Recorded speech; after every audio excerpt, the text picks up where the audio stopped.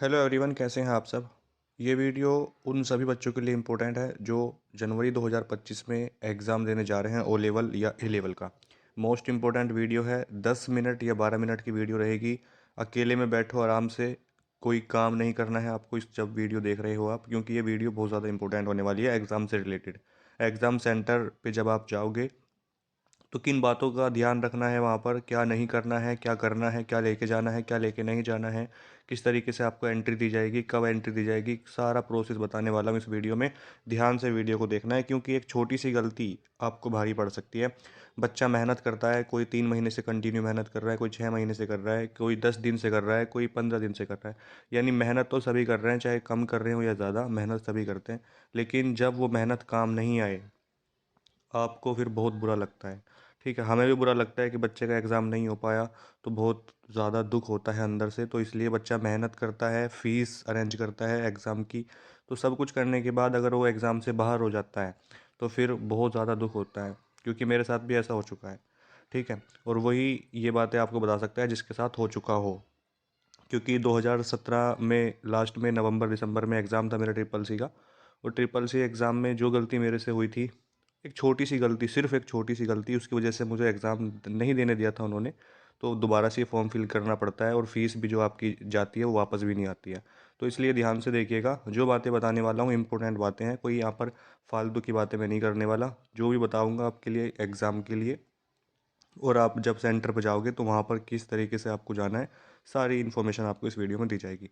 तो वीडियो को शेयर भी करना है अपने दोस्तों के साथ जिनका एग्ज़ाम हो लेवल का, ताकि वो भी इसको देख ले एग्ज़ाम में जाने से पहले और उनको वहाँ पर कोई भी प्रॉब्लम नहीं आए।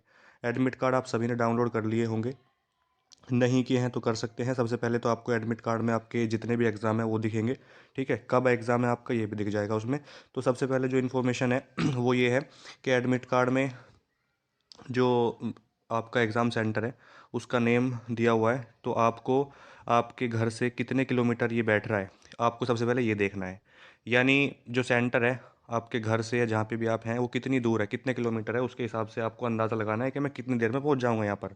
ठीक है, क्योंकि बच्चे ये नहीं देखते हैं, और किस तरीके का रास्ता है, ट्रैफिक वाला रास्ता है या आराम से चले जाओगे, मेट्रो से जाना है या किस तरीके से जाना है, वो भी आपको देखना पड़ेगा। क्योंकि ट्रैफिक में बच्चा अगर एक बार फंस जाता है तो निकलना उसके लिए मुश्किल होता है फिर, और एग्ज़ाम सेंटर पे लेट पहुंचता है, वहाँ पे एंट्री नहीं दी जाएगी आपको, फिर आप रोते हुए वापस आओगे।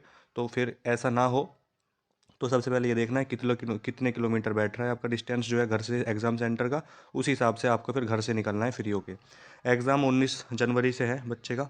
ठीक है, 19 जनवरी से यहाँ पर जो है एग्ज़ाम है इनका, और इसमें जो टाइमिंग है वो 11 बजे दे रखी है।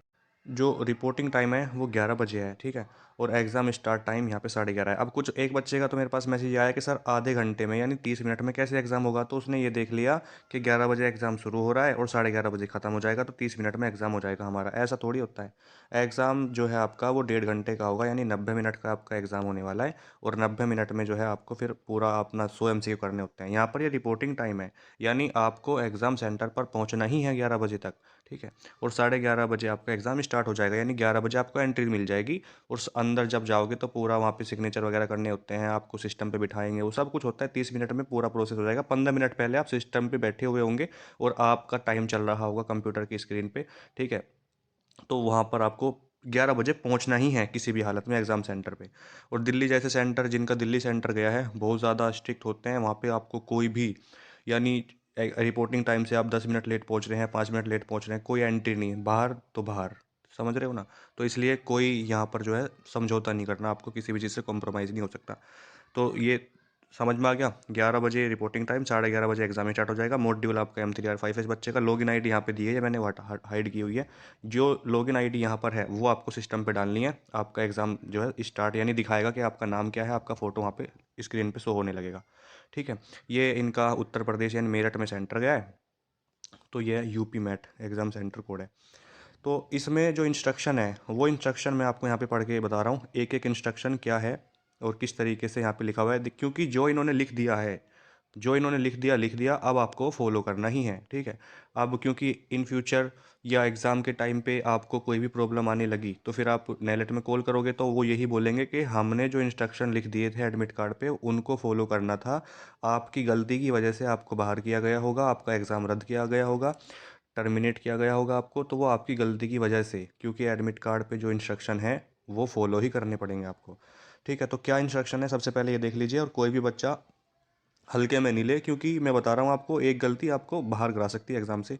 यहाँ पे सबसे पहले लिखा है कि जो सबसे पहला पॉइंट है, candidates are required to follow the, यानी जो नैलेट के, मैं आपको यहाँ पे पढ़ के बता रहा हूँ, जो नैलेट के रूल्स हैं, स्टेट गवर्नमेंट के रूल हैं, गवर्नमेंट ऑफ इंडिया यानी भारत सरकार के जो रूल्स हैं, टाइम और टाइम ये जो चेंज होते रहते हैं, इनको आपको जब फॉलो करना है। जो भी रूल्स हैं नैलेट के, वो आपको फॉलो करने हैं। अब नीचे देखिए क्या लिखा है, जो इंपॉर्टेंट है वो देख लिए यहाँ पे। No candidate will be permitted to enter the examination centre after reporting time. कहने का मतलब यहाँ पे है कि रिपोर्टिंग टाइम के बाद एंट्री बिल्कुल नहीं दी जाएगी आपको। रिपोर्टिंग टाइम के बाद आपको एंट्री नहीं दी जाएगी, तो इसीलिए रिपोर्टिंग टाइम से कम से कम 30 मिनट पहले पहुंचने की कोशिश करें। कि मैं जैसे 11 बजे आपका रिपोर्टिंग टाइम है ना, तो मैं 10:30 बजे तक सेंटर पे पहुंच जाऊं। पहले पहुंच जाओगे 30 मिनट कोई दिक्कत नहीं है, अगर 10 मिनट लेट हो गए तो फिर दिक्कत ही दिक्कत है। ठीक है, प्रॉब्लम आपको हो जाएगी। तो रिपोर्टिंग टाइम का ध्यान रखते हुए आपको एग्ज़ाम सेंटर पे पहुंचना है।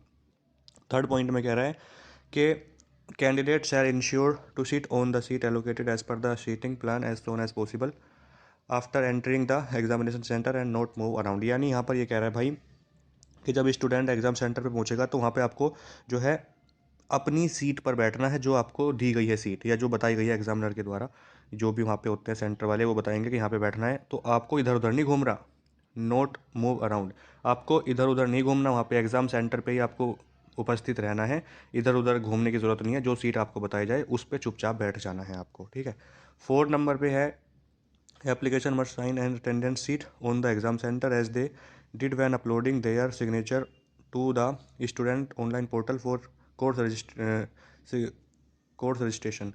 Only matching signature roll number pairs on the physical sheet will validate के बाद लिखा अटेंडेंस। नाइलेट में verify signature and cancel exam for. अच्छा, यहाँ पर ये कह रहा है कि स्टूडेंट को अटेंडेंस शीट पे सिग्नेचर करने होंगे। जब आप एग्ज़ाम सेंटर पर पहुँचोगे तो वहाँ पे आपको एक अटेंडेंस शीट मिलेगी कि बच्चा आया है एग्ज़ाम देने। तो बहुत से बच्चे गलती क्या करते हैं कि अटेंडेंस शीट पे सिग्नेचर ही करना भूल जाते हैं, सिग्नेचर नहीं करते, तो उस कंडीशन में भी आपको अपसेंट ही माना जाएगा, क्योंकि आपके सिग्नेचर नहीं है। और सिग्नेचर आपने कर दिए तो एक कंडीशन और यहाँ पे लागू हो जाती है कि जो सिग्नेचर आपने किए हैं वो सिग्नेचर मैच करने चाहिए। कब? जब आपने अपना ओ लेवल का रजिस्ट्रेशन कराया था, यानी मैं कहूँ एडमिशन लिया था जब आपने ओ लेवल में, तो उस टाइम भी आपने सिग्नेचर किए होंगे। रजिस्ट्रेशन के टाइम करते, जब रजिस्ट्रेशन कराते हैं तो अंगूठा अपलोड होता है, सिग्नेचर और फोटो, तो उस सिग्नेचर से आपका सिग्नेचर मैच करना चाहिए। और जो आपकी रजिस्ट्रेशन नंबर है और जो आपका सिग्नेचर है, ये दोनों ही जो है मैच होने चाहिए, यानी दोनों मैच हो जाते हैं तो अभी आपको वेरीफाई किया जाएगा। और उसके बाद यहाँ पे भी लिखा हुआ है ये कि अगर सिग्नेचर आपके वेरीफाई नहीं होते ना, तो फिर आपको बाहर कर सकते हैं एग्ज़ाम से। ये भी आपको याद रखना है, ठीक है ना। रजिस्ट्रेशन के समय पे जो सिग्नेचर आपने किया था वो और आपका रजिस्ट्रेशन नंबर ही वैलिड होगा, मिलान उसी से यानी वैलिडेट किया जाएगा आपको। और नैलेट के सिग्नेचर को वेरीफाई, नैलेट जो है सिग्नेचर को वेरीफाई कर सकता है आपके। और अगर सिग्नेचर गलत पाया गया या कुछ भी उसमें से मतलब गलत पाया गया है, आपका रोल नंबर या रजिस्ट्रेशन नंबर या आपका सिग्नेचर, तो आपके एग्ज़ाम को रद्द किया जा सकता है। ये नैलेट ने यहाँ पे साफ साफ लिख रखा है। तो इसलिए जो है इस बात का ध्यान रखना है कि कैसे सिग्नेचर आपने किए थे, वो आप देख लीजिएगा एक बार। मैंने आपको बताया था कि आपको जो नैलेट का आईडी कार्ड होता है ना, उस पे भी आपके सिग्नेचर होते हैं। रजिस्ट्रेशन का फॉर्म जो होता है उस पे भी आपके सिग्नेचर होते हैं, तो वो देख लीजिएगा एक बार। क्योंकि ऐसा क्यों?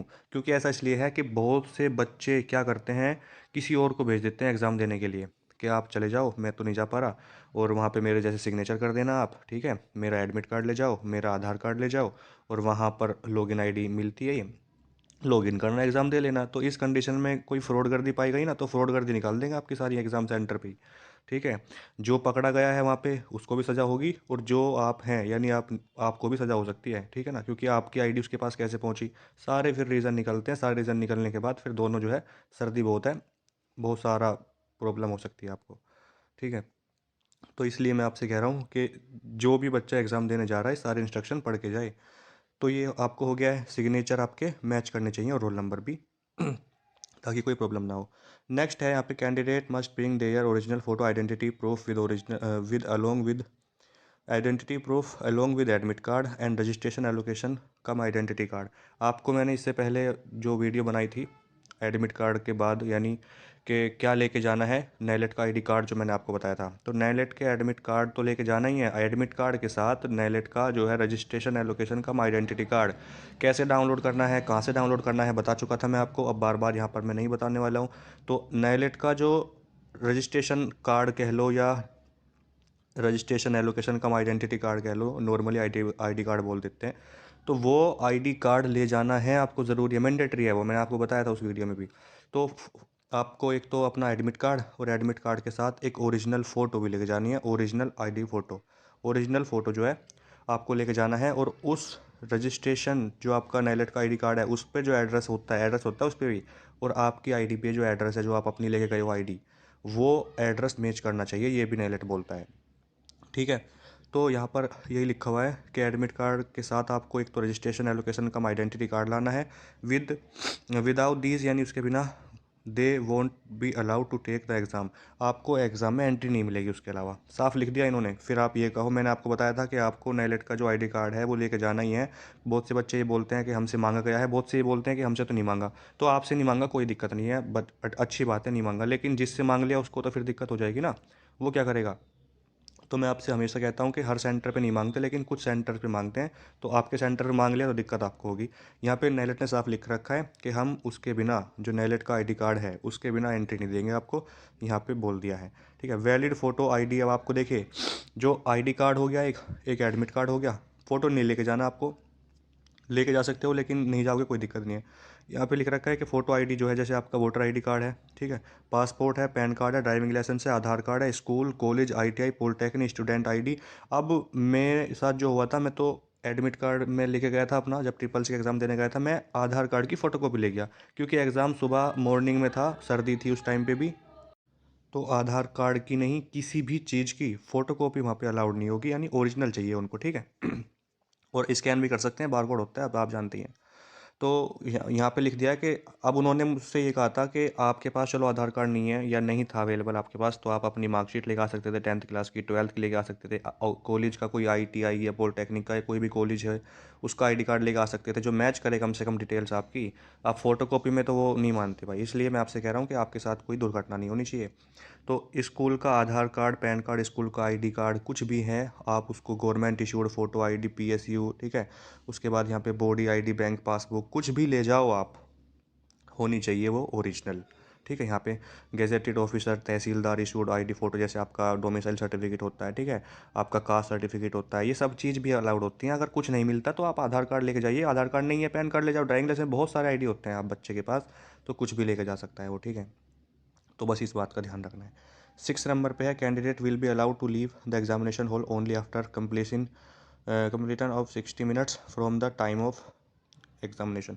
यानी यहाँ पर ये कह रहा है कि एग्ज़ाम जब बच्चा देगा तो स्टूडेंट को एग्ज़ाम स्टार्ट होने के 60 मिनट बाद, कितने मिनट बाद, 60-90 मिनट का एग्ज़ाम होगा, तो आपका मान लो एग्ज़ाम 60 मिनट हो गए हैं, आपका एग्ज़ाम हो गया, तो जा सकते हो आप। यानी एग्ज़ाम हॉल छोड़ने की जो परमिशन दी जाएगी वो आफ्टर 60 मिनट, यानी 60 मिनट के बाद मिलेगी आपको परमिशन, जब आपका एग्ज़ाम हो जाएगा उसके 60 मिनट बाद। अब किसी का एग्ज़ाम 40 मिनट में हो गया, पहले तो बात होगा नहीं किसी का भी 40 मिनट में, बच्चे उठते हैं 80-80 मिनट बाद, तो 90 मिनट टोटल हैं। तो जल्दी मान लो किसी का हो भी जाता है तो कम से कम 60 मिनट तो यानी 1 घंटा बैठना पड़ेगा आपको पूरा। उसके बाद आपका एग्ज़ाम हो जाएगा, वो आपके एंट्री करवाएंगे और आपको भेज सकते हैं। ठीक है, यहाँ पे ये लिखा हुआ है, उससे पहले अनुमति नहीं है, परमिशन नहीं है। 7 नंबर पे है, candidate are advise not to bring any valuable item to examination centre as arrangements for the safe keeping of such item can not be assured. यहाँ पर ये बोल रहा है कि स्टूडेंट एग्ज़ाम हॉल में कोई भी मूल्यवान वस्तु, वैल्यूएबल आइटम नहीं लेके आए एग्ज़ाम सेंटर पे, क्योंकि इसकी सुरक्षा हम नहीं कर सकते या इसकी सुरक्षा सुनिश्चित नहीं की जा सकती है। हम नहीं आप ये चीज़ की गारंटी ले सकते, जो आप लेके आ रहे हो वैल्यूएबल आइटम कुछ भी हो सकता है, ठीक है, उसकी वहाँ पर कोई भी सुरक्षा सुनिश्चित नहीं की जाएगी। ये बात ध्यान से सुन लो, कान खोल के सुन लो। ठीक है, इसके अलावा है नो मोबाइल फ़ोन्स और any other electronic device will be allowed in the examination hall. Examination hall में आपको मोबाइल फ़ोन हो या कोई इलेक्ट्रॉनिक डिवाइस आपके पास, जैसे स्मार्ट वॉच है, ठीक है, ब्लूटूथ है, हेडफोन होते हैं, ये कुछ भी अगर मिले हैं आपके पास तो फिर बहुत ज़्यादा प्रॉब्लम आपको हो जाएगी। हालांकि सब बच्चे जानते हैं कि ये सब चीज़ अलाउड नहीं होती है, लेकिन बहुत से होशियार भी होते हैं बच्चे, बहुत ज़्यादा बच्चे होशियार भी होते हैं। तो होशियारी सारी निकल जाएगी एग्ज़ाम सेंटर पे, याद रखना ये बात आप, ठीक है। क्योंकि दिल्ली जैसे स्टेट में तो बहुत ज़्यादा सख्ती होती है, हम तो दिल्ली से ही हैं, हम इसलिए बता भी रहे हैं आपको। तो एग्ज़ाम हॉल में मोबाइल या अन्य इलेक्ट्रॉनिक डिवाइस ले जाने की परमिशन नहीं होगी। ऐसा कोई सामान अगर आपके पास पाया जाता है तो उसे जब्त करेंगे वो वहीं पे, ठीक है। जब्त करने के बाद आप पे सख्ती यानी स्ट्रिक्ट कार्रवाई की जाएगी। और एक बात यहाँ पे और लिख रखी है इन्होंने, अब बच्चा कहता है कि प्यास लगती है, प्यास लगेगी सर्दी में वैसे तो लगेगी नहीं, लेकिन अगर लगती है तो pen and water in transparent बोतल for personal use in allow is allowed. तो आपको ट्रांसपेरेंट यानी पारदर्शी बोतल लेके जा सकते हो पानी की, और एक पेन भी आप लेके जा सकते हो। मैंने आपसे कहा था नीला या बॉल पेन लेके जा सकते हैं, उसको आप लेके जा सकते हैं। वो भी अपने पर्सनल यूज़ के लिए, ऐसे नहीं आप उसको शेयर करते फिर रहे हैं सबके साथ, ले भाई तू भी पानी पी ले, ले मेरा पेन तू भी यूज़ कर ले, ऐसे नहीं होना वहाँ पे, ठीक है। जो पानी की बोतल है वो आपके लिए है, वो आप अपने लिए लाए हो, दूसरों के लिए नहीं लाए हो। हालांकि कोई मांगता है तो वहाँ पे टीचर्स होते हैं सेंटर वाले, वो आपको देख लेंगे तो दिक्कत हो जाएगी। हालांकि वहाँ पे पानी होगा आपके पीने के लिए सेंटर पे, एग्ज़ाम सेंटर पे, लेकिन फिर भी बहुत से बच्चे अपनी बोतल लेके जा सकते हैं अपने पर्सनल यूज़ के लिए, यहाँ पर इन्होंने लिख दिया है, ठीक है ना। पेन भी लेके जा सकते हो और एक पानी की बोतल भी अपने ले जा सकते हो। इसके अलावा यहाँ पे लिख दिया है no other item other than that specifically mention here shall be permissible inside the examination centre, यानी इसके अलावा एग्ज़ाम सेंटर पे और कुछ भी लेके जाने की आपको परमिशन इजाज़त नहीं है। सिर्फ पेन और पानी की बोतल, वो भी आपकी ट्रांसपेरेंट होनी चाहिए, पारदर्शी, यानी आर पार दिखना चाहिए उसमें। पेन होते हैं ना आर पार दिखने वाले, अंदर सिक्का ही है या कुछ और तो नहीं है, ऐसी कोई चीज़ नहीं लेके जानी है, ठीक है। पानी की बोतल में भी अंदर पानी दिखे, यानी जो बिस्लरी वाली जो आती है वो आपको ले जानी है, ठीक है। तो यहाँ पर यही है, ये आपको मैंने पढ़ के बता दिया है जो 8वें नंबर पे लिखा हुआ है, ठीक है। तो ये समझ आया होगा। 9वें नंबर पे जो है 9th पॉइंट है, no candidate shall give or receive aid any from any other applicant or source during the examination. यानी एग्ज़ाम जब आपका चल रहा होगा तो यहाँ पे यह है कि एप्लीकेंट यानी जब आप एग्ज़ाम सेंटर पे होंगे तो आपको कोई भी चीज़ किसी से लेनी नहीं है ना देनी है किसी को, ठीक है। तो किसी से लेन देन नहीं करना है एग्ज़ाम सेंटर पे जब आप एग्ज़ाम दे रहे होंगे, ठीक है। किसी से कोई भी सहायता, किसी भी की सहायता हो चाहे, वो आपको वहाँ पे ना लेनी है किसी को ना देनी है, ये साफ लिखा है। इसके अलावा यहाँ पे लिखा है इन्होंने नो पॉकेट बुक्स, अच्छा, हैंड हैंड बैग जो लटका लेते हैं, बुक्स नोट्स रिटर्न और प्रिंटेड मटेरियल सीडी और data of any kind is allowed in the examination hall, such as such cases will be treated as unfair means case and are liable for strict action। ये कह रहा है कि किसी भी student, कोई भी स्टूडेंट हो एग्ज़ाम के दौरान ना किससे कोई हेल्प लेगा ना देगा। इसके अलावा एग्ज़ाम हॉल में पॉकेट बुक है, हैंड बैग है, नोट्स है रिटर्न, जो हैंड रिटर्न नोट हो, कैसे भी नोट्स हों आपके पास, किताबें हों, सीडी हो या और कोई भी इस तरह की मटेरियल जो पाया जाता है वो यानी अलाउड नहीं होगा वहाँ पर।